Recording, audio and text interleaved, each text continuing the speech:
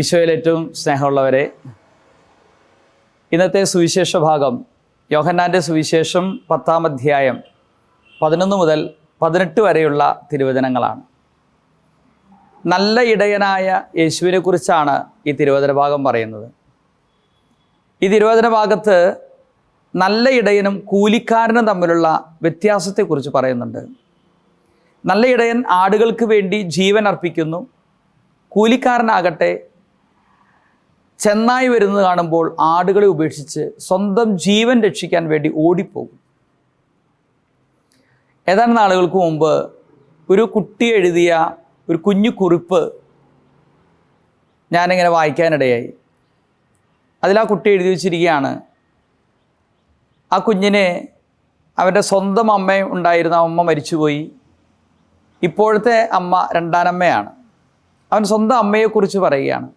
എൻ്റെ സ്വന്തം അമ്മ ഒത്തിരി നുണ പറയുന്ന ഒരമ്മയായിരുന്നു. എന്നിട്ട് അവൻ പറയാണ്, അമ്മ ഭക്ഷണം കഴിക്കാതെ എന്നോട് നുണ പറയും. എന്നിട്ട് പറയും, ഞാൻ ഭക്ഷണം കഴിച്ചു, എനിക്ക് വിശപ്പില്ല. അല്ലെങ്കിൽ ഒരു ഷോപ്പിങ്ങിന് പോകുമ്പോൾ അമ്മ പറയും, നിങ്ങൾക്ക് ആവശ്യത്തിനുള്ള വസ്ത്രം എടുത്തോ, എനിക്കിഷ്ടപ്രകാരം സാരിയുണ്ട്. സത്യത്തിൽ അമ്മയുടെ സാരി എല്ലാം പഴയതാണെന്ന് ഞങ്ങൾക്ക് എല്ലാവർക്കും അറിയാം. പക്ഷേ അമ്മ ആ കുടുംബത്തിൻ്റെ സാമ്പത്തിക ബുദ്ധിമുട്ട് മൂലം നുണ പറയുമായിരുന്നു. ഒരിക്കൽ അമ്മ പറമ്പിലേക്ക് പോയ അവസരത്തിൽ അവിടെ കാല് തെറ്റി വീണു. എന്നിട്ട് എല്ലാവരും കൂടി താങ്ങിപ്പിടിച്ച് വീട്ടിലേക്ക് കൊണ്ടുവന്ന് ആശുപത്രിയിലേക്ക് കൊണ്ടുപോകണ്ടേ എന്ന് ചോദിച്ചപ്പോൾ അമ്മ പറഞ്ഞു, എനിക്ക് കുഴപ്പമൊന്നുമില്ല, ഞാൻ സുഖമായി, എനിക്ക് പ്രശ്നമൊന്നുമില്ല എന്ന് പറഞ്ഞു. പിന്നീടാണ് കാലിൽ നീര് വന്നപ്പോഴാണ് അവർ വീണ്ടും ആശുപത്രി കൊണ്ടുപോയി കാല് ഒടിഞ്ഞ വിവരം മനസ്സിലാക്കുന്നത്.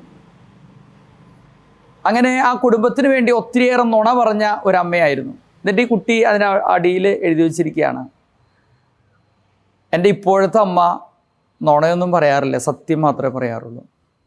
പ്രിയപ്പെട്ടവരെ, ഒരു ഇടയനായ ഒരമ്മയുടെ ചിത്രമാണ് ആ കുട്ടി വരച്ചു ചേർത്തത്. തൻ്റെ ജീവിതത്തിൻ്റെ പരാധീനതകൾക്കിടയിൽ, തൻ്റെ ജീവിതത്തിൻ്റെ ബുദ്ധിമുട്ടുകളുടെ ഇടയിൽ അതെല്ലാം മറച്ചു വെച്ചുകൊണ്ട് താൻ ആർക്ക് വേണ്ടി ശുശ്രൂഷ ചെയ്യുന്നുവോ അവരുടെ ക്ഷേമത്തിന് വേണ്ടി പ്രവർത്തിച്ച വ്യക്തിയാണ്. അതാണ് ഒരു നല്ല ഇടയൻ എന്ന് പറയുന്നത്. ആടുകൾക്ക് വേണ്ടി ജീവൻ അർപ്പിക്കുന്നു.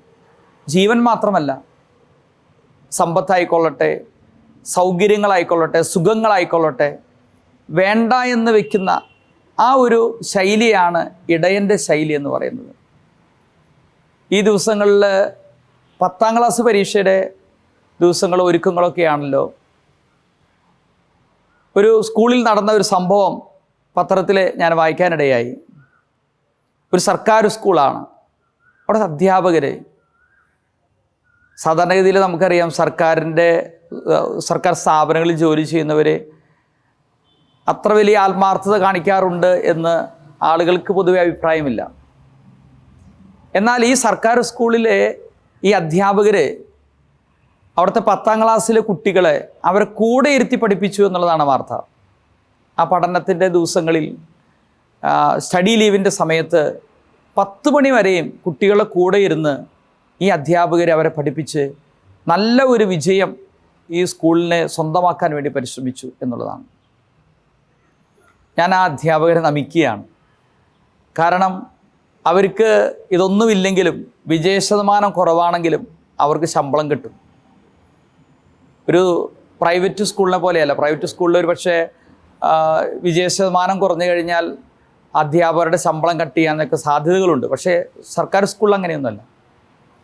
എന്നിട്ട് പോലും ഈ അധ്യാപകരെ ഈ കുട്ടികളെ കൂടെ ഇരിക്കുകയും ഈ 5 മണി എന്ന് പറയുന്ന അനുവദിക്കപ്പെട്ടിരിക്കുന്ന സമയത്തിന് അപ്പുറത്തേക്ക് രാത്രി 10 മണി വരെ കൂട്ടിരുന്ന് ഈ കുട്ടികളെ പഠിപ്പിക്കാനായിട്ട് പരിശ്രമിച്ചിട്ടുണ്ടെങ്കിൽ, പ്രിയപ്പെട്ടവരെ, അവിടെയാണ് നമ്മൾ നല്ല ഇടയൻ്റെ ആ മാതൃക കാണുന്നത്.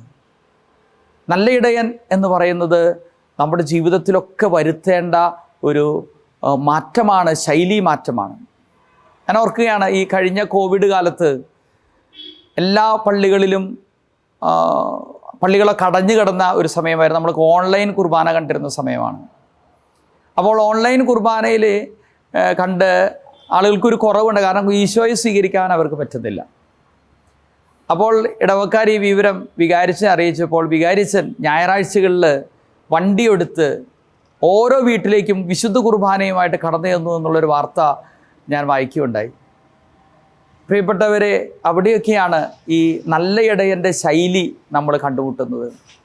തനിക്ക് ഏൽപ്പിച്ചതിനേക്കാളും അപ്പുറത്തേക്ക് പോകുന്ന, തൻ്റെ ഉത്തരവാദിത്തത്തിൽ ഇങ്ങനെയൊക്കെ ചെയ്താൽ മതി എങ്കിൽ കൂടെയും അതിനപ്പുറത്തേക്ക് കടക്കാനായിട്ട് പരിശ്രമിക്കുന്ന, 1 മൈൽ ദൂരം പോകുന്നതിനോടുകൂടെ 2 മൈൽ ദൂരം പോകുന്ന ആ ഇടയ ശൈലി നമ്മുടെ ജീവിതത്തിലും നമ്മുടെ പ്രവർത്തന മേഖലകളിലൊക്കെ ഉണ്ടായിരിക്കേണ്ട ഒരു ഇടയ ശൈലിയാണത്.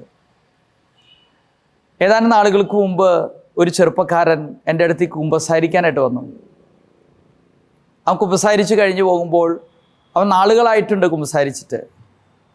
അവൻ എന്നോടൊരു കാര്യം പറഞ്ഞു, അച്ഛാ, ഞാനിപ്പോൾ കുമ്പസാരിക്കാൻ വന്നതുണ്ടല്ലോ, ഞാൻ 1 മാസത്തോളം ആശുപത്രിയിൽ കിടക്കുകയായിരുന്നു. അവിടുത്തെ ഒരു നഴ്സിൻ്റെ ആ ഉപദേശവും പ്രേരണയും സ്നേഹപൂർണമായ സംസാരവുമാണ് ഞാൻ ഈ കുമ്പസാരത്തിലേക്ക് കടന്നു വരുവാൻ, ബൈബിൾ വായിക്കാൻ, ധ്യാനത്തിൽ സംബന്ധിക്കാനൊക്കെ ഇടയായത്. പ്രിയപ്പെട്ടവരെ, നമ്മുടെ ആശുപത്രികളിലും ഇത്തരത്തിലുള്ള നല്ല ഇടയന്മാരുണ്ട്.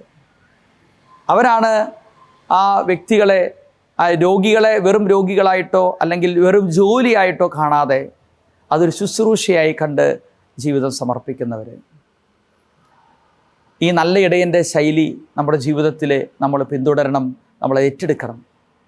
പലപ്പോഴും ഇടവകളിലൊക്കെ കണ്ടിട്ടുണ്ട്, ചില ഉത്തരവാദിത്തങ്ങൾ ചിലർക്ക് ഏൽപ്പിച്ചു കൊടുക്കും. അവിടെ എന്തെങ്കിലും ചില പ്രശ്നങ്ങൾ, ആരെങ്കിലും ചില വിമർശനങ്ങൾ ഉന്നയിക്കും. ഉടനെ അവർ എൻ്റെ അടുത്ത് വന്നിട്ടോ അല്ലെങ്കിൽ വികാരിച്ചിൻ്റെ അടുത്ത് വന്നിട്ടോ ഒക്കെ പറയാറുണ്ട്, ഞാൻ ഈ പദവി രാജിവെക്കുകയാണ്, ഞാൻ ഈ ഉത്തരവാദിത്തം രാജിവെക്കുകയാണ്, കാരണം ആളുകൾ എന്നെക്കുറിച്ച് അതും ഇതും പറയുന്നു, ഞാൻ ചെയ്യുന്ന ശുശ്രൂഷകളൊന്നും ശ്രദ്ധിക്കുന്നില്ല. അപ്പോൾ പ്രിയപ്പെട്ടവരെ, ഈ വചനത്തിൽ ഇങ്ങനെ പറയുകയാണ്, ചെന്നായി വരുന്നത് കാണുമ്പോൾ ഓടിപ്പോകുന്നവനാണ് കൂലിക്കാരൻ. നമുക്കൊരു പ്രതിബന്ധം വരുമ്പോൾ, ഒരു പ്രശ്നം വരുമ്പോൾ, ഒരു പ്രതിസന്ധി വരുമ്പോൾ അത് ഇട്ടേച്ച് ഉപേക്ഷിച്ചു പോകുന്ന ഒരു ശൈലിയല്ല, അത് ഇടയൻ്റെ ശൈലിയല്ല. ആ പ്രതിസന്ധികളിൽ കൂടെ നിന്ന് നമുക്ക് ഏൽപ്പിക്കപ്പെട്ടിരിക്കുന്നവരെ പിന്തുണച്ചുകൊണ്ട്, അവരെ സ്നേഹിച്ച്, ആ ഉത്തരവാദിത്തങ്ങൾ, അത് കുടുംബത്തിലായിക്കൊള്ളട്ടെ, ജോലി മേഖലയിലായിക്കൊള്ളട്ടെ, മറ്റെന്ത് പ്രവർത്തന മേഖലകളിലായിക്കൊള്ളട്ടെ, ഇടയൻ്റെ തീക്ഷ്ണതയോടുകൂടെ, ഇടയൻ്റെ സ്നേഹത്തോടുകൂടെ ചെയ്യുവാനായിട്ട് ഇന്നത്തെ സുവിശേഷം നമ്മെ ആഹ്വാനം ചെയ്യുകയാണ്. നമുക്ക് പ്രാർത്ഥിക്കാം. കാരുണ്യവാനായ കർത്താവേ, നല്ല ഇടയനായ അങ്ങയുടെ കരങ്ങളിലേക്ക് ഞങ്ങളെ തന്നെ സമർപ്പിക്കുന്നു. ദൈവമായിരുന്നിട്ടും ദൈവമായിട്ടുള്ള സമാനത നിലനിർത്തേണ്ടത് കാര്യമായി പരിഗണിക്കാതെ തന്നെ ശൂന്യനാക്കി ദാസൻ്റെ രൂപം സ്വീകരിച്ച് ഞങ്ങളെ രക്ഷയ്ക്ക് വേണ്ടി കുരിശിൽ മരിച്ച ഈശോനാഥ, അങ്ങയുടെ ഇടയ ശൈലി ഞങ്ങളുടെ ജീവിതത്തിലേക്ക് സ്വീകരിക്കുവാൻ, ഞങ്ങളുടെ ജീവിതത്തിൻ്റെ പ്രവർത്തന മേഖലകളിലെല്ലാം ഇടയന്മാരായിരിക്കുവാൻ, കൂലിക്കാരാകാതിരിക്കുവാൻ ഞങ്ങളെ സഹായിക്കണമേ. നിത്യം പിതാവും പുത്രനും പരിശുദ്ധാത്മാവുമായ സർവേശ്വര എന്നേക്കും ആമേൻ.